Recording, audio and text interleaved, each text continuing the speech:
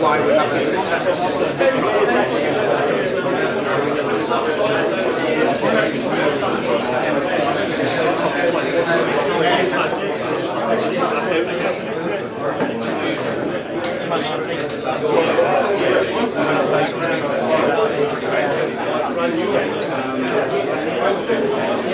Here we have Kerry from Alltech. Hi Kerry, how's it all going? Really well, very busy. Lots of interest in the new products. So quite a bit of stuff, so it's really good. Right, so what have we got here then? Talk us through what you have on your table. This is the new shear dry hand tool. Yeah. It's incredibly strong and tough, very light. Yeah. It has edge-to-edge vacuum suction. Yeah. It has variable control on the back. Comes with a hideaway hose. Yeah. This is its big brother.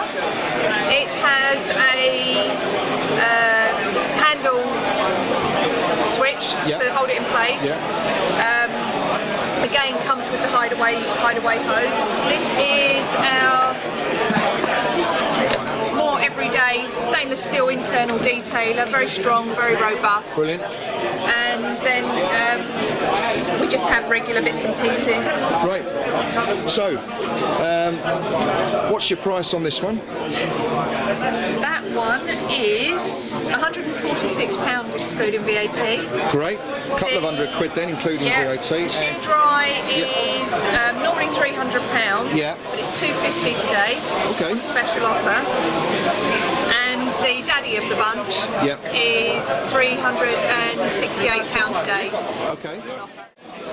We got Jim from Woodbridge, and Jim, tell us a little bit about this product you have here. Well, basically it's our new foam generating machine. It uses dry foam to paint carpet, self-neutralising foam as well, so basically it's left with a nice soft carpet afterwards. Right.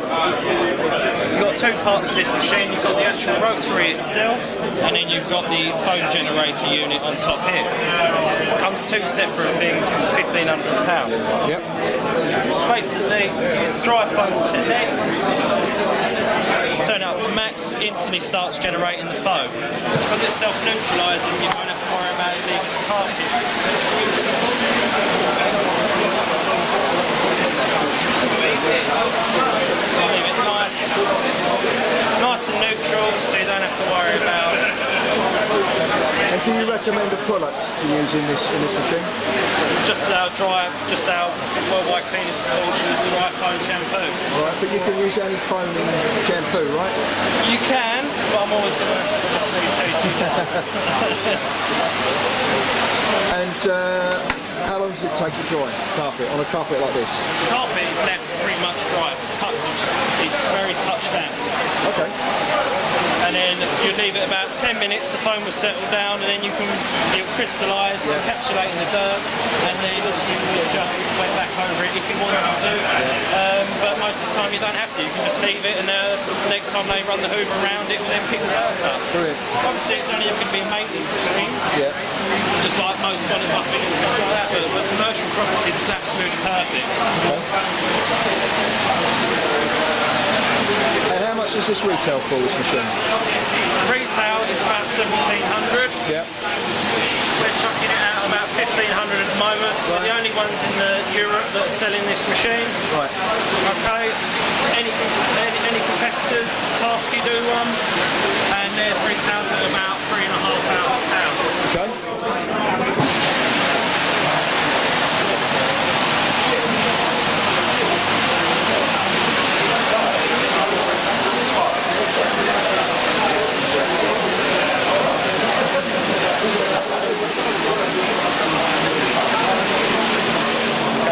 What we've got here is actually a cotton velvet luxury fibre. So in other words, it's an expensive product.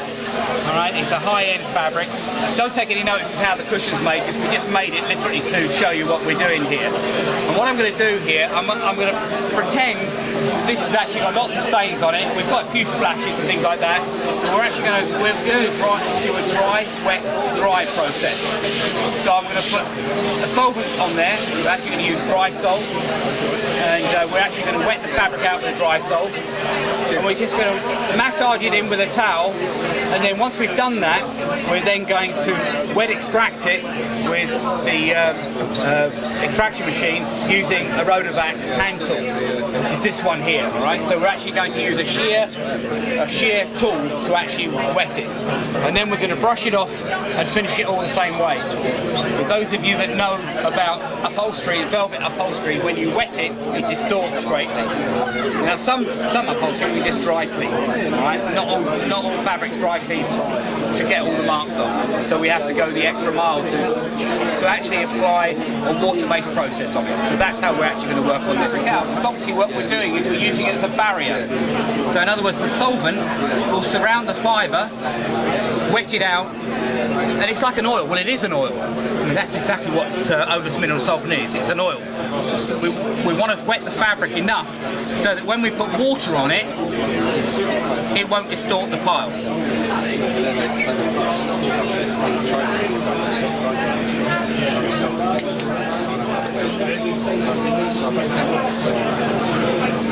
It'll take a few minutes to do this, but you get the idea. Have you all used solvents before, odorless mineral solvents, to clean upholstery with? Yeah? You haven't, no? Okay.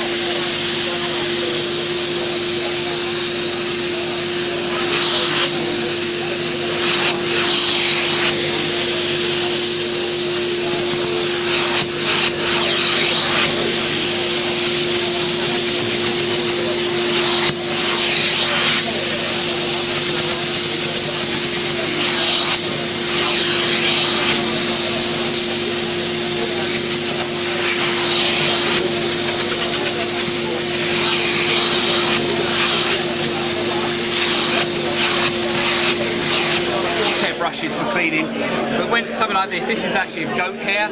It's actually really nice and soft, and you know, when you're actually working in somebody's home and they see you, you know, using something like this, the thing is, it just adds that little bit of extra to what you're doing. You know, you may not need it, but the customer is actually seeing you take a little bit more care to it. So this is not a cleaning brush, this is a finishing brush. Okay, so all we're doing is just say, forgive the cushion, but that's what it is. We have Mike Philbin from New Life Floor Care, and Mike's going to narrate a demonstration on how to renovate this hard floor here. Yeah, sure. Mike, over to you. Okay, sure. So what we've got here, we've got a section of marble on the floor, and we've emulated about 5 to 10 years of wear with quite an aggressive downward abrasive to resurface it and glue the stone right down. What we're going to show you quickly here is how to restore this section of marble to an ultra high gloss finish using just downward abrasives, some polishing compound in just 2 simple steps. Right. Let's have a look then.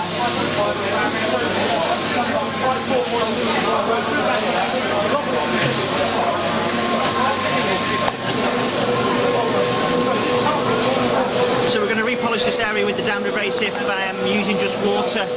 It's about 1.5 square metres, 2 square metres here, and we're going to do this for about 3 minutes to resurface the stone and close it up to prepare it for polishing. Once that's done, we'll extract it off, rinse the stone down, and then polish it with a polishing compound and an 11,000 grit diamond abrasive.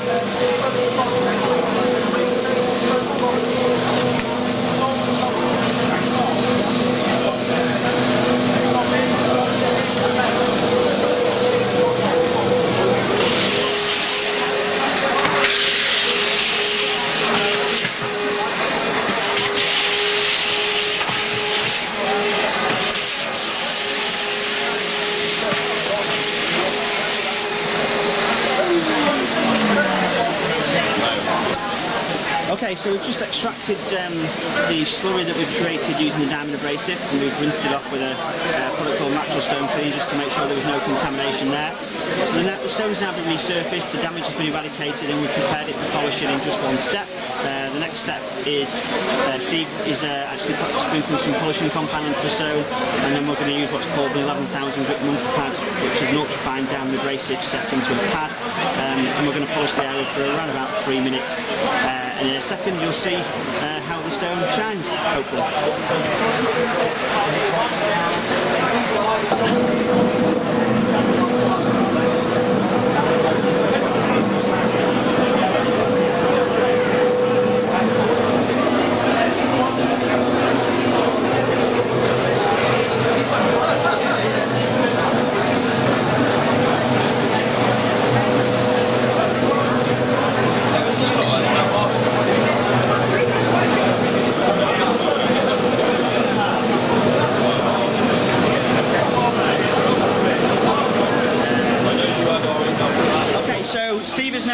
finished repolishing this section of stone, and what he's going to do is he's going to extract the slurry, and as soon as he's done that, you'll start to see the stone dry out in about 3 to 5 seconds, and you'll see the clarity in the stone, and the finish hopefully we'll be able to get the light reflectivity in there. So it's full-blown stone floor restoration on marble limestone, granite, terrazzo, composite stone in just 2 steps.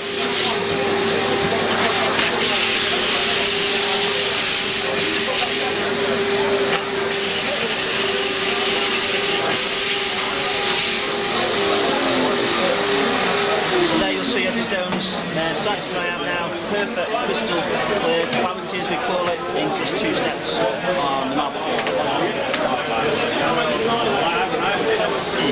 We have Adam Jankowski, who's with WOOLSAFE, and Adam now is going to do us a demo. What are you going to be doing for us on this bit of carpet here, Adam? Well, I'm going to attempt to remove coffee from a wool carpet. Wow. That is difficult, and it's not guaranteed, but we'll see where we go. Right. Right. Step 1. We've agreed it's coffee, so we're not going to do any tests to establish it's coffee. We've been told it's coffee, it's actually written here, okay? We also know it's a wool carpet. And we know it's a wool carpet because if we test the wool, it'll come up as wool, okay? So it's a very simple process, really, because coffee needs to be re-liquefied, okay? So it's a water-based spill, so we're going to add a water-based product. And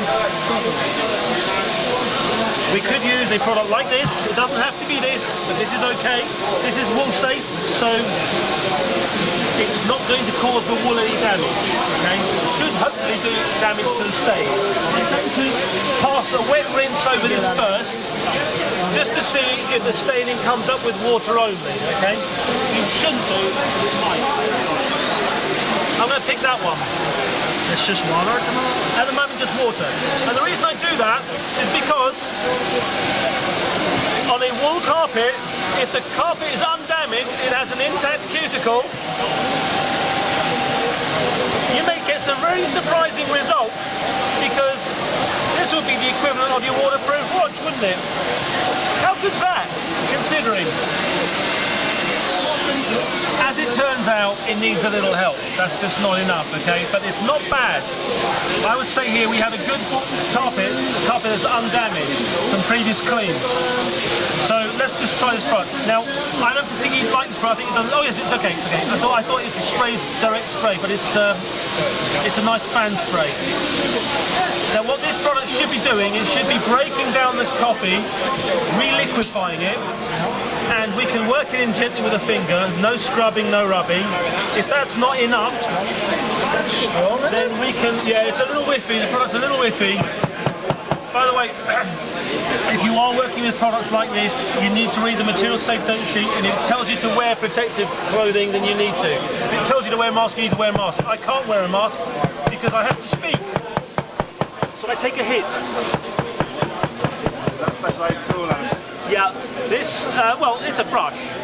Now, it's got an arch to it, and the reason it's got an arch to it is it makes it easier to tamp with it. This is called a tamping action. It's a tamping brush, but there's no harm at all in using an alternative type of brush.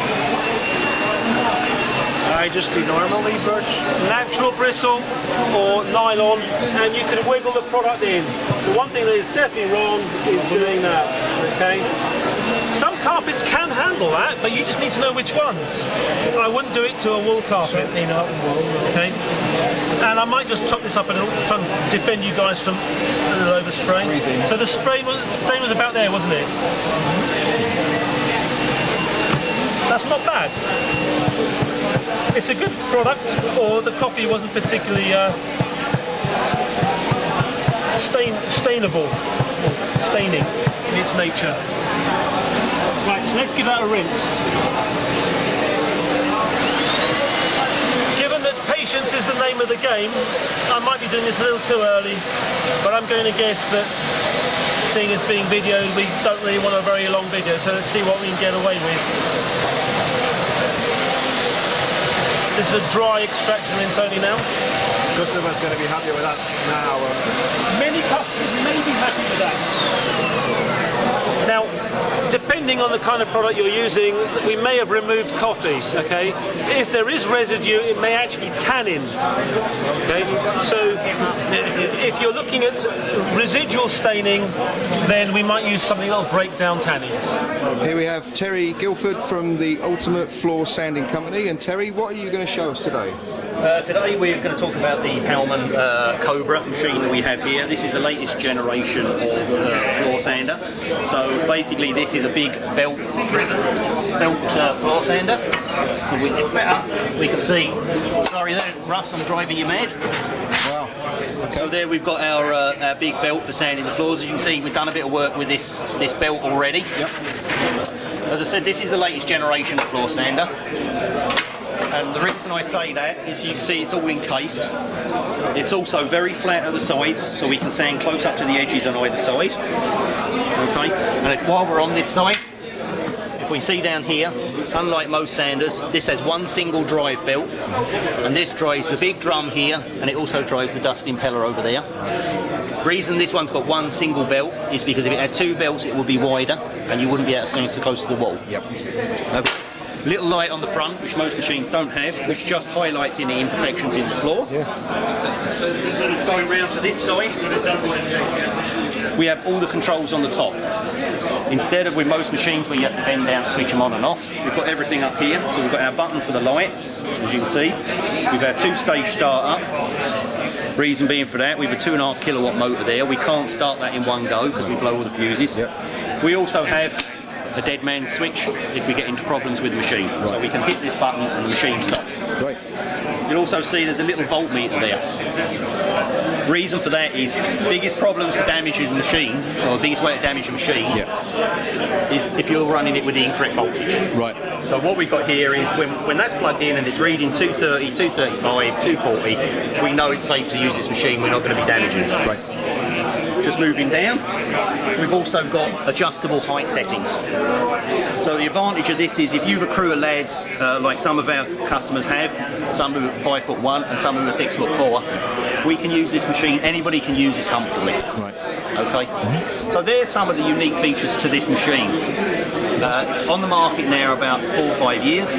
We personally sold probably about 6 or 7 of them. They're flying out the door. They look the part. They do a fantastic job. Mm-hmm. Other beauty of them is they actually strip down in about 2 minutes. Great. Every component comes off of it. So it's got the weight of 80 or 90 kilo, which you need for a floor sanding machine. But because it strips down into several different components, it's easy to bring into and out of the premises. And how much was one of these machines retail for? These are about 4,900 plus VAT. Right. Okay. And the belts?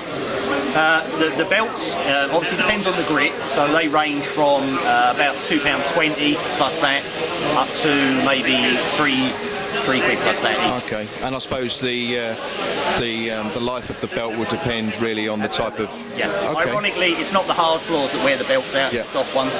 Reason being is soft floors build up more heat into the belt. Okay. It's the heat that actually destroys the belt. Right, I understand. The hard floor is crisp, it sands crisp, and you get more life out of it. Sure. Brilliant. Well, can we see it in action? Can we? Of course. Can we have a look? Yeah. Little look at it. All right.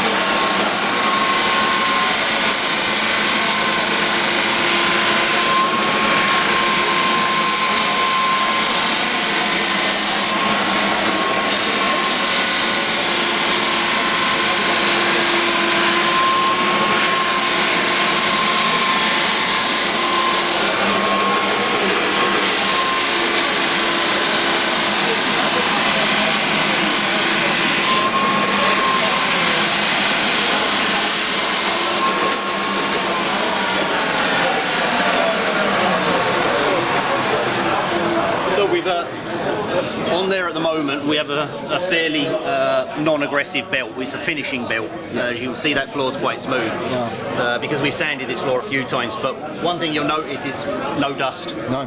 So you know we're very, very dust efficient with this machine, which is, you know, obviously when clients want to get their floor sanded, they want a professional floor sanding job, but they want as minimal mess as possible. Right.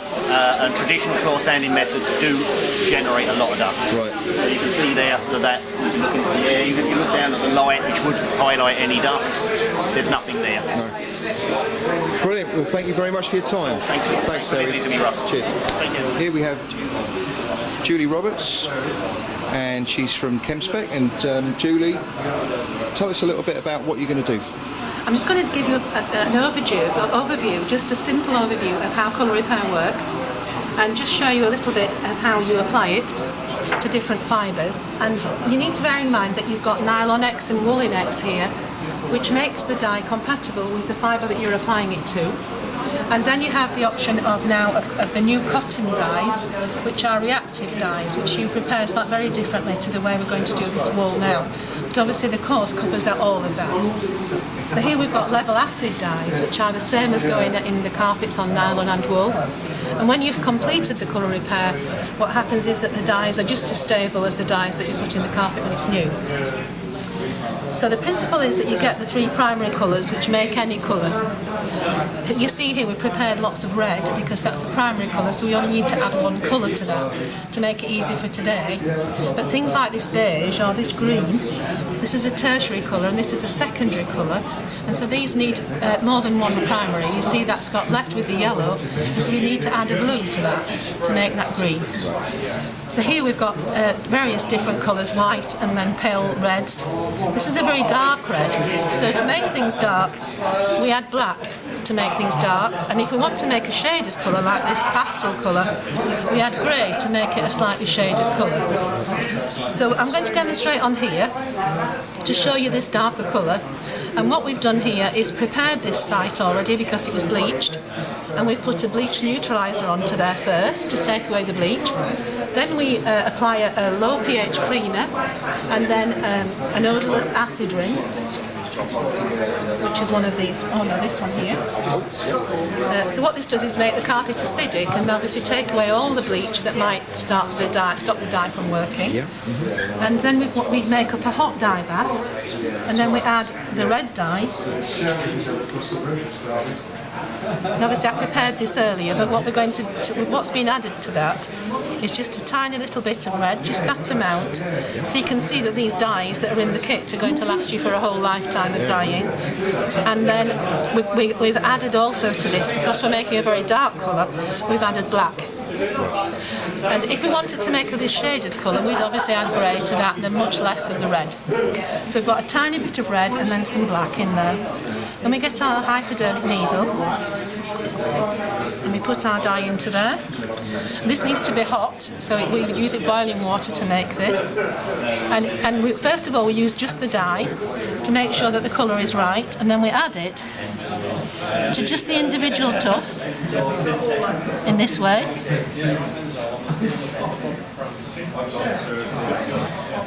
You see we match it to the edges so that we can get the right colour. Don't be tempted to rush because that makes it wrong. Once we know we've got the right colour and that we're matching the colour of the carpet, we then add the right Nylon X or Woolen X to this dye bath and the dye penetrant to set it, and then we start again, so that when we know that this dye then will be permanent in the carpet and will be set just as it would be if the carpet was new. Fantastic.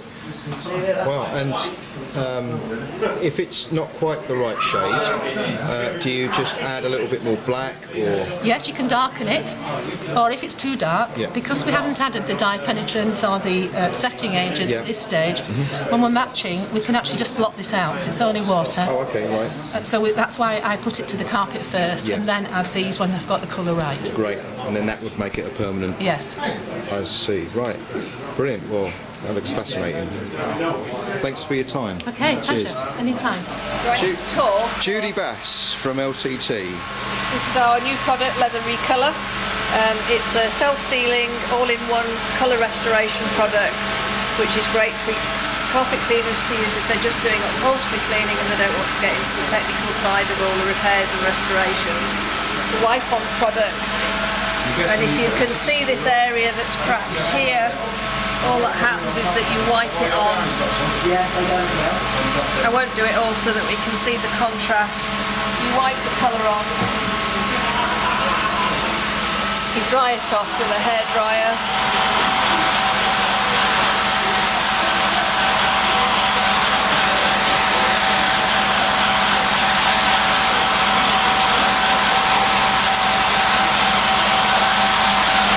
And basically that's the job done. It's very flexible. Wow. It won't crack or peel. The only thing that it will do over time is wear off. Right. So it will wear back eventually to this, but then you can just repeat the process. Great. And it's just a brilliant product. The more we use it, the more we like it. And so this can be used by anyone with very little experience in Absolutely. You don't restoring need to leather. do a 3-day training course to find out how to use this. Great. It comes in 7 colours, Yep. which you can mix to get any colour. You only have to use the nearest colour, so you don't have to be perfect with your colour mixing. So you can just use a red. I've actually used the red on here, and I've also used it on this. So you can see 2 very different colours. Yeah, yeah. You can use the same colour and get away with it. Your 7 colours will mix into most colours that you need. Great. And do you do this as a kit? This is a kit that we would do from our training course, our 3-day training course. Yeah. Which we run from Harrogate, and this is the kit that you would then be supplied with to do the work that you need to do from that. Fantastic. And what would that typically cost? To do the 3-day training course and get all the kit that you need, it's normally around about £1,500. We're doing it for £1,400 to anybody that's attended today. Right. So there's a deal going on Bit of a deal. And you get all this and you as get all of this and all your cleaners, which are in the kit over here. Yeah. And so that gives you the ability to go out and do work just straight away. Great. After Fantastic. you've done your course. Thank you very much for your time.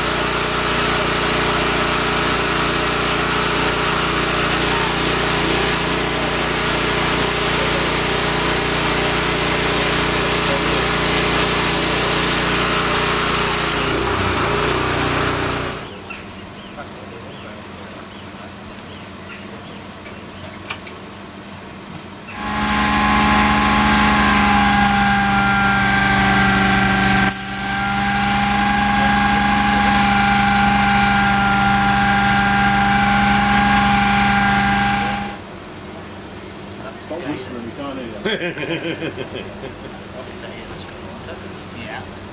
I can dirt that out afterward.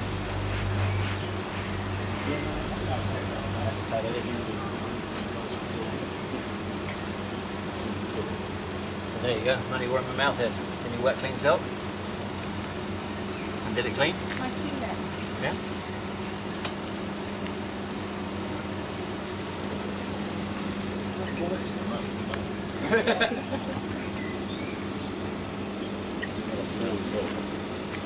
Every fibre that's there, back up. But that's when it's really starting to dry. I'm not going to do the whole thing now, but when it's starting to dry, you go everything back on itself. And then when you finish, then you start laying it down again. You can lay it again with your tail. This will lay down pretty good. pull it back on itself, then go straight. That's the ink is bleeding on. So you lay it back down straight away, would you, after you back home? I wouldn't backcomb it for quite a few hours yet. So I'm putting it back down now. Richard from Chemspec UK, and Richard, you're going to show us how to clean some fringes. Yeah, just a bit of an intro. Right. So yeah, as you know, the fringe is an important, integral part of the rug. It starts at one end and runs through the body out the other, so it's structural and needs looking after. Different materials, of course, wool, silk, and the most challenging is cotton, really. The weakness is if you don't clean it properly.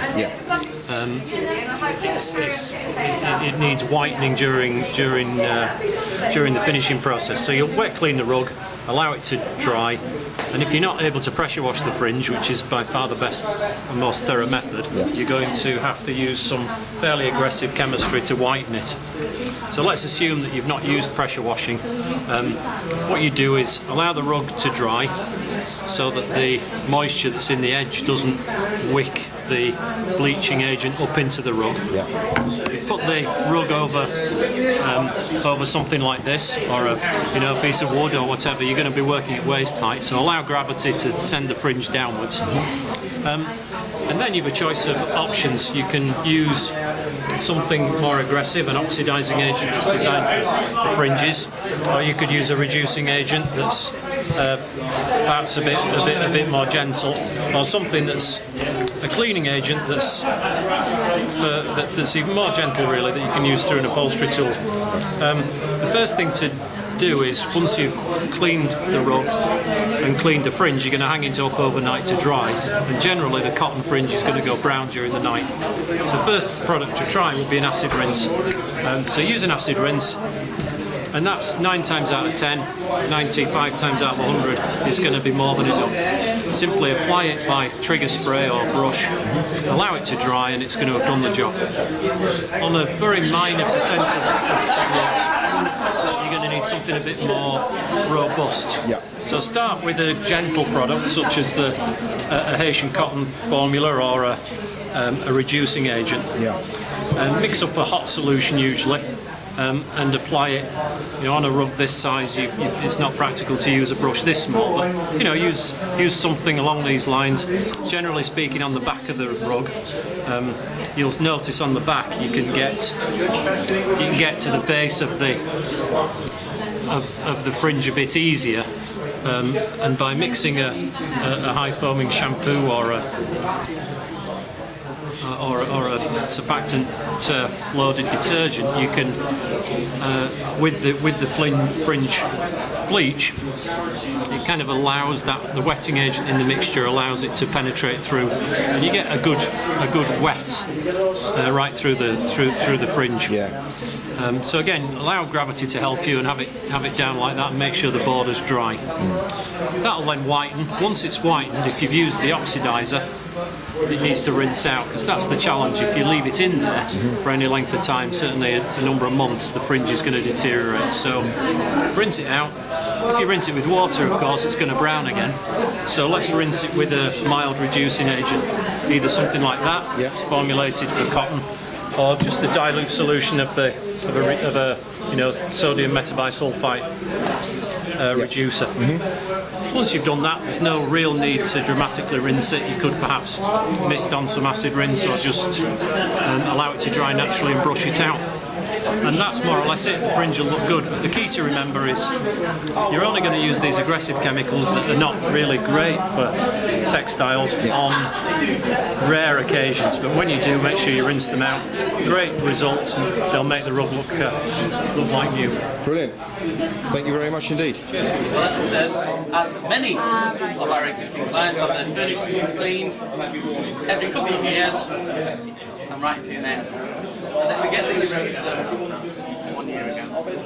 So you just do it. The option's got the protector on. The margin in the protector is phenomenal. If you're already there, there's no additional expense on the product cost and a little bit of time. Can you remind me what the Healthy Home is? Is that like a contract? Well, the Healthy Home, some people use it as a contract, some people use it as its cleaner, protect and sanitise treatment, and then some people turn that into a monthly maintenance plan.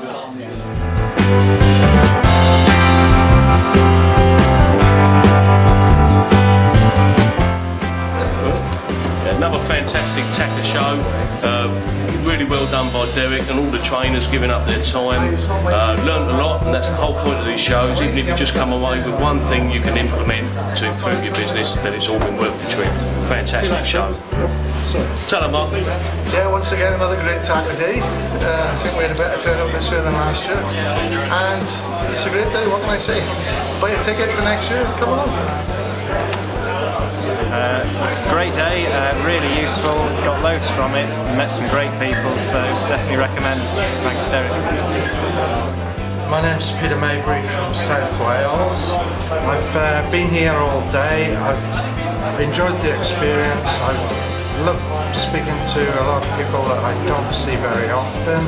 I always come away with something and I've learnt a lot, and I think that you should attend next year and take away some experience from people like yourselves and the instructors that we've got here.